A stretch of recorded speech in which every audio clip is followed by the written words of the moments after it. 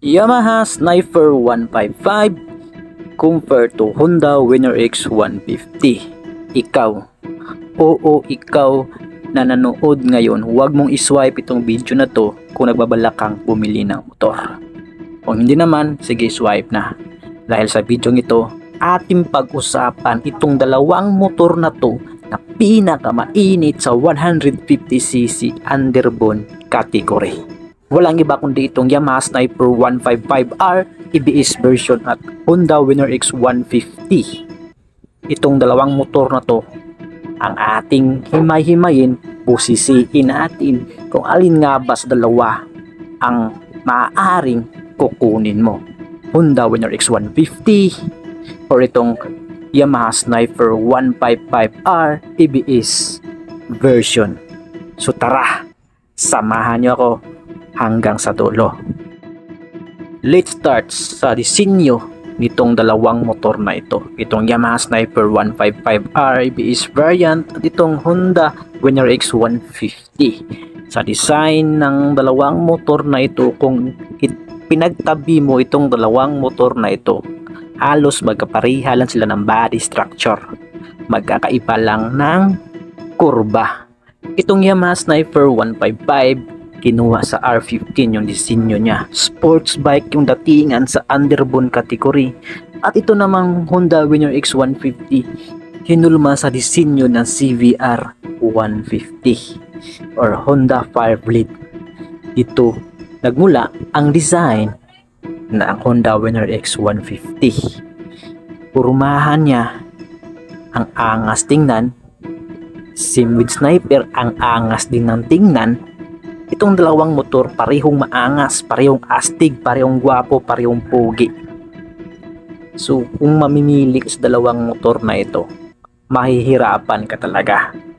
Pero may sasabihin ako sa inyo, mas maganda ang aerodynamics ng Honda Winner X 150 compared sa Sniper 155. I test ride these two motorcycle at ito yung na-observe ko. Aerodynamics, mas maganda yung tagos ng hangin sa Honda Winner X 150 compared sa Yamaha Sniper 155. So yun, aerodynamics yung panalo ni Honda Winner X 150 dito. Sunod natin pag-usapan is yung handling ng dalawang motor na ito. Mas maganda yung handling ng Honda Winner X 150 compared sa Yamaha Sniper 155. Mas maganda yung play and bounce ng suspension nito. Hindi malambot masyado ang suspension ng Honda Winner X 150 unlike sa Yamaha Sniper 155 na kapag nadaan sa malubak na kalsada ay lumalagotok yung telescopic fork niya. Yung front suspension ng Yamaha Sniper 155 masyadong malambot. So masyadong maalog. Ito sa Honda Winner X 150, ang smooth, ang ganda ng bounce. Ito yung nagustuhan ko dito, handling and suspension. Panalo na naman si Honda Winner X 150 over kay Sniper 155.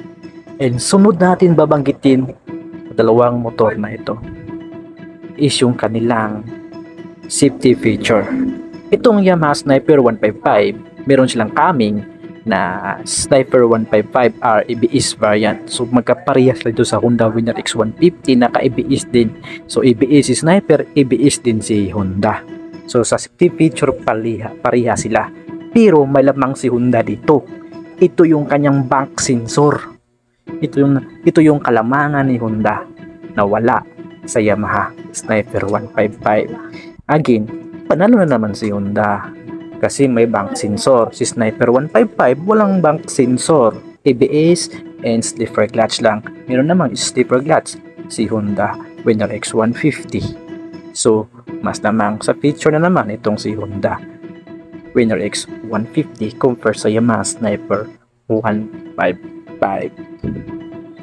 Then yung kanilang muffler, yun, ito yung madalas na babaguhin ng mga rider, ang muffler.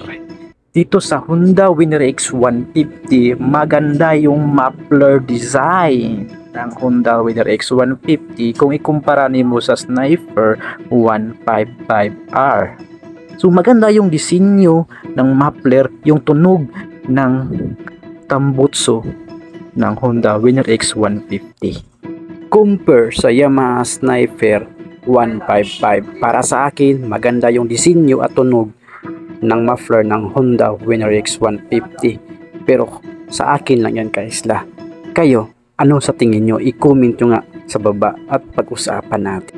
Pagdating naman sa kanilang makina, dito marami ang nagtatalo dito. Kung alin nga ba ang maganda? Double overhead cam or single overhead cam? Tatapatin ko na kayo. Maganda ang naka-double overhead cam na makina. Kaso nga lang, sa kaso ng Yamaha Sniper at Honda Winner X150, mas nagustuhan ko yung makina ng Sniper 155. Maganda kasi siyang ipang stroll, yung bang pang service. Maganda yung overtaking power niya, malakas yung torque, stable yung RPM na kahit kunting piga mo, merong labas, merong ibibigay na power yung motor. Yun yung nagustuhan ko sa makina ng Yamaha Sniper 155. Pero again, maganda ang mga makina na naka-double overhead cam. Matining manakbo ang naka-double overhead cam. Kaso nga lang, iba yung makina ng Yamaha Sniper 155. Naka-single overhead cam ito, pero naka-variable valve actuation naman. Kaya ito yung nagustuhan ko dito sa Yamaha Sniper 155. So period. Gusto ko yung makina ng Yamaha Sniper 155 kasi maganda yung overtaking power niya, lalo na kung nasa ka matatraffic na lugar. So maganda yung bawat piga mo ng throttle, mayroong ibibigay na power at stable yung RPM niya. Stable yung power, hindi kagaya sa Honda Winner X150 na kailangan mo pang pigain para lumabas yung kanyang power. Dito sa Sniper 155, kunting piga lang, power agad. Ito yung nagustuhan ko dito. Malakas ang kanyang torque, malakas ang kanyang arangkada. Kaya nagustuhan ko itong makina ng Yamaha Sniper 155. Pero again, mas maganda ang makina na naka-double overhead cam. Mga naka-DOHC nga engine, maganda yan.